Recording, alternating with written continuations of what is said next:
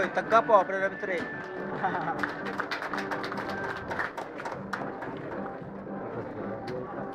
Seterusnya, majlis menjemput Dev kehormat serta hadirin sekalian untuk mengalih pandangan ke suatu sudut di pentas di mana kita akan menyaksikan kemunculan asap putih melambangkan alam semula jadi yang terdapat di Kampung Kaingaran, diikuti dengan arca bangunan College KDM Kadazan Dusun Nurut yang akan dibina di sana.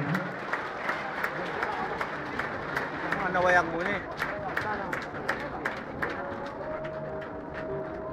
Dan seterusnya, majlis mempersilakan Yang Amat Berhormat Perdana Menteri untuk menandatangani plat perasmian pecah tanah. Majlis dengan hormat dan takzimnya mempersilakan.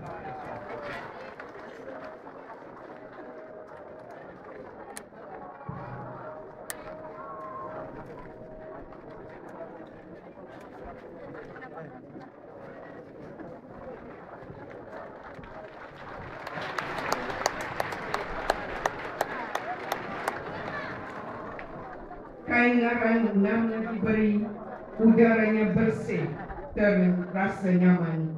College KDM bakal berdiri.